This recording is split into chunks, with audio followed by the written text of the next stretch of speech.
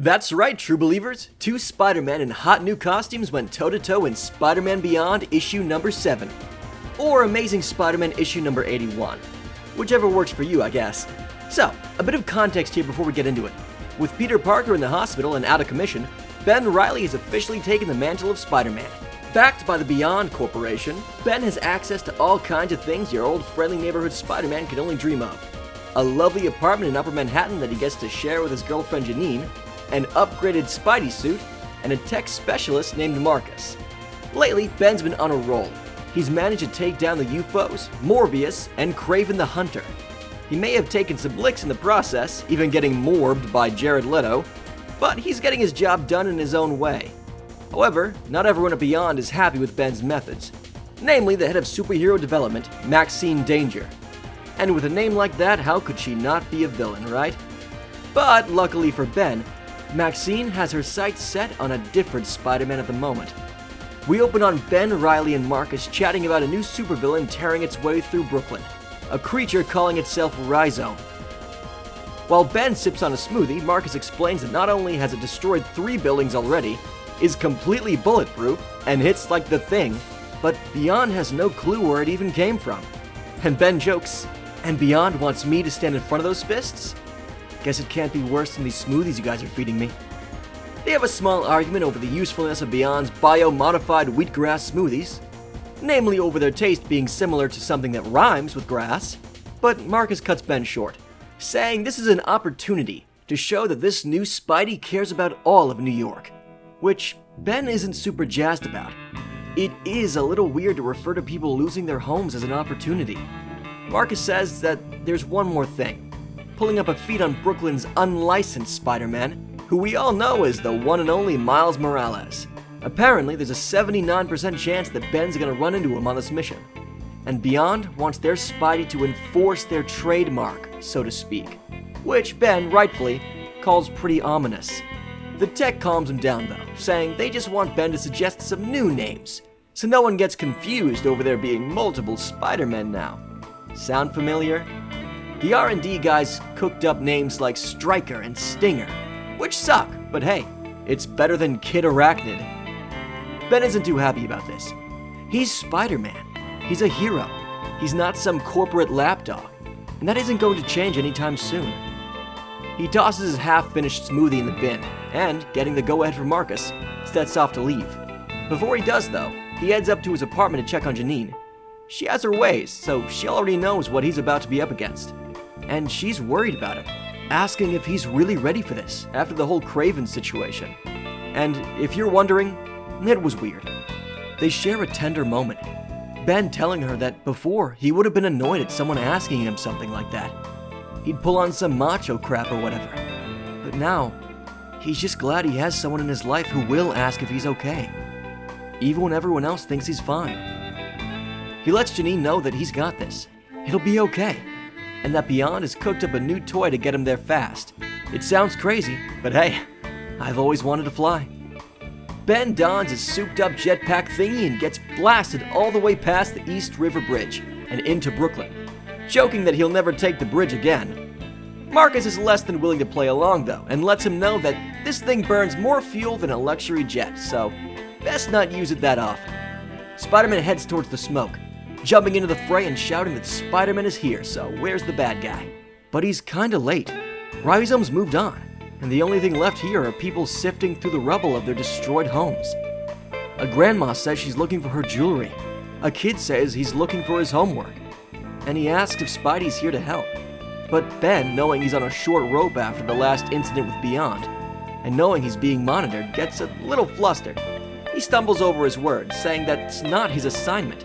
It's clear he never thought he'd have to say something like that to people in need. A woman shouts, "Assignment? Who are you?"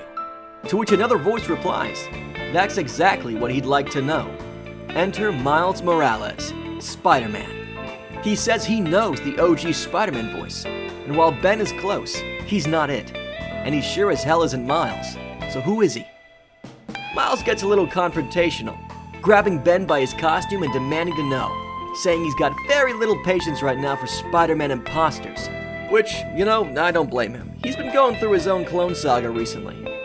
Ben snaps back, telling Miles not to call him that.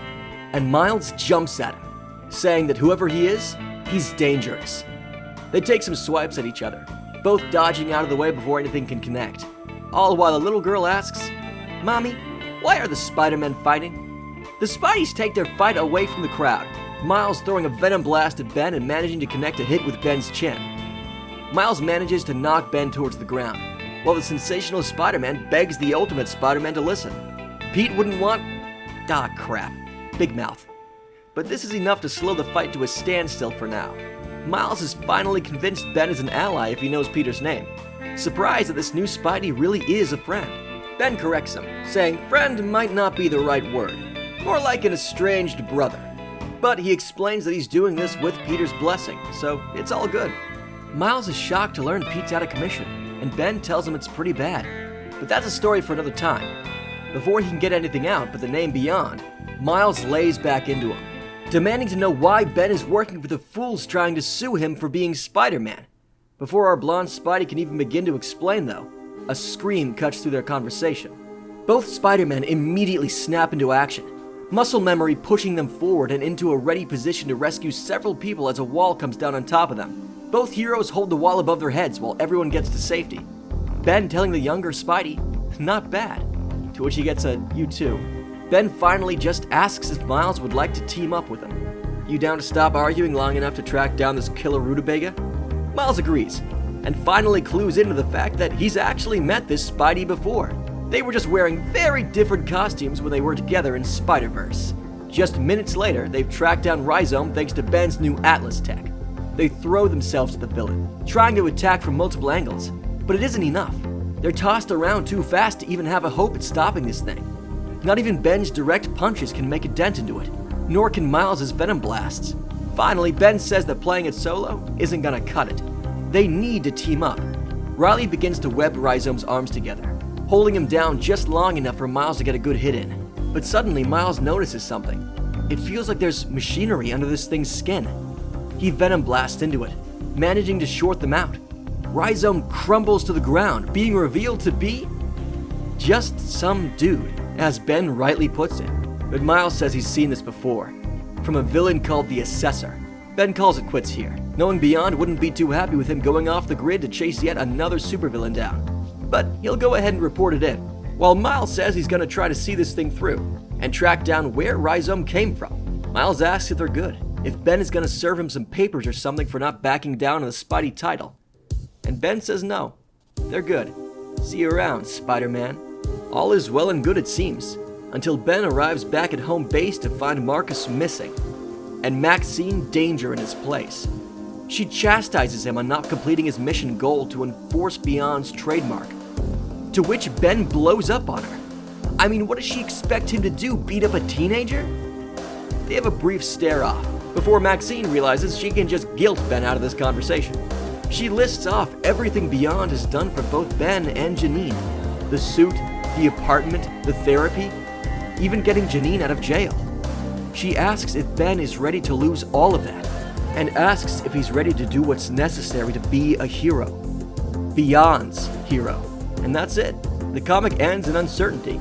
It seemed like Ben was already set on a path to giving Beyond the middle finger, and piecing out in New York with Janine for the foreseeable future. But nope, we got Chasm instead. And stay tuned, true believers, because I've got a little something on that coming out soon enough. And remember, this is the Synth Voice Network, signing off for the night.